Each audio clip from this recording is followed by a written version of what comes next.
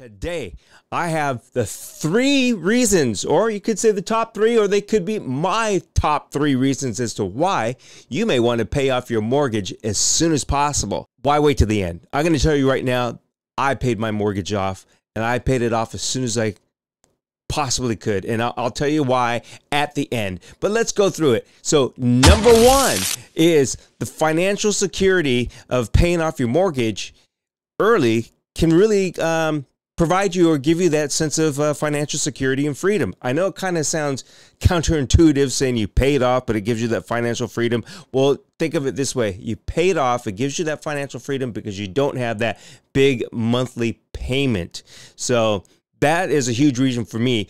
Again, because it eliminates the largest monthly bill that you probably have on a monthly basis, aside from if you have a really expensive car.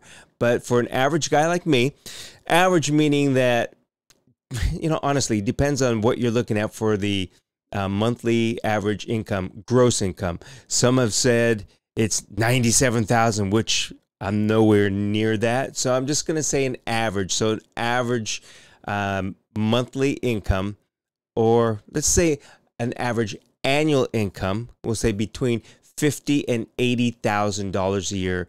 That's going to be your average. So if you make someplace in between that, I think it's probably best that you pay off your mortgage. Now, I couldn't, of course, pay it off as soon as I bought a house. I waited till right when I got to about $120,000, and that to me was that point when I said, I'm so close to the end. I need to buckle up. I mean, really step it up and save every penny I make and put it towards my mortgage. Prior to that, I was paying an extra $100 a month and then a couple $100 a month extra towards the principal of the mortgage. So that really helped speed up the payoff process. So it brought it down, like I said, to that point where I saw it was $120,000 left to pay. And I knew at that point, the sooner, the better. So that is number 1, is that sense of financial freedom is that it gives you when you pay off your mortgage. Number 2, saving money. So what do I mean by saving money?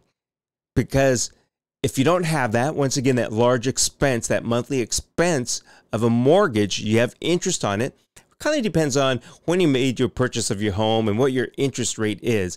But I'm just going to say that it allows you to save money. I'm jumping ahead a little bit. The school of thought is if you can make more money on investments, why pay off your house, et cetera, et cetera, et cetera. So, if you're just putting your money in the bank, you're getting what, 0.5%, or if you're doing money market things, I don't know, you might be getting 3.5% and things like that. So some will say, hey, it's not worth it. It's not worth paying it off. But to me, it was worth paying off because now I could save. There are other reasons too that I'll get into later. So number 2 was actually the ability to save money is why I paid off my mortgage as soon as I could.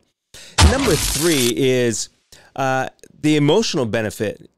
What I mean by the emotional benefit of paying off your house is, every time at the beginning or the end of the month, however you want to look at it, you're thinking, man, I've got my mortgage, I got my car payment, I got my insurance, I got my utilities, I got this, I got that, I got cable, I got phone, I got internet.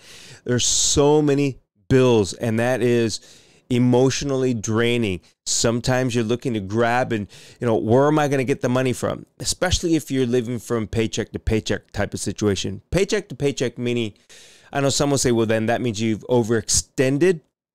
But I often think that if you're getting a house and you're in that average income, I don't look at it as I'm overextending because I make enough to pay. It's the unfortunate thing is I'm making just enough to pay. So what does that mean? If something were to happen, I may not have the money to pay for that emergency. That kind of goes back to that sense of security and all that stuff and saving money as the positives if you pay off your mortgage as soon as you can, because now you're able to save the money for that emergency situation. And a lot of what I'm saying, a lot of my reasonings is going to be a little bit backwards from what you might hear from some financial advisors. Again, me, I'm not a financial advisor. I'm not a financial whiz. I'm not a financial anything. I'm just the normal guy who bought a house, and I have a job, and we all know that jobs are not 100% secure. So what happens? Think about this. What would happen? You buy your house, you've got your job, and then you lose your job. And now you have that $2,500, $3,500, $5,000 a month mortgage. What are you going to do? The only thing you could do is sell your house. And then what? Right now, depends again, when you bought the house, can make a profit, but then you're going to go into a rental because it's expensive to buy a house. The interest rates are high. All right. So that, honestly, that to me was the number one, the biggest reason is that, again, it goes back to number one, the security. The security meaning I paid it off. Now, if something was to happen with my income, I'm not strapped. I'm not looking for, that extra $2,500, $3,500, $5,000 a month to make a mortgage payment. If you want to call it rent, yeah, rent. You're going to have some kind of money to pay for a living space. So those again are the top three reasons why I paid my mortgage off. Number one, again, is the financial security of it, paying it off, and you don't have that debt. Number two is the ability that allows you to save money. And number three is the emotional benefits, because at the end of the month or start of the month, you don't have that flood of emotions or that concern about, I got to pay this, I got to pay that. And again, depends on how you're living. Some are saying, I need to find money to pay for this or that. There's one thing I didn't put in there, but this is another thing. So as I said, is when I hit that $120,000 range, and because of my average income, I call the average between $50,000 and $80,000 annual. That's gross. I'm a single person, so I don't have a family to worry about other than my dogs. And people who know me know that I spend a lot on those dogs. And I'm talking six figures for vet bills. Have I ate so much bad food, cheap food and stuff like that. And I had such a concern as far as I got to make sure that I have enough money to pay for my mortgage, my bills.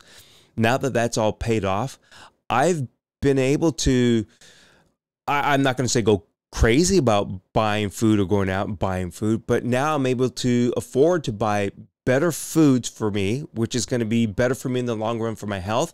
I know it was a detriment when I was eating crappy food for a while there. Few years, several years, but now I'm able to, go to a restaurant and get some food, go out and buy some food. Sure, I get some junk food sometimes, but I'm able to shop and get good foods, and I'm able to go out and afford to buy good food and enjoy living.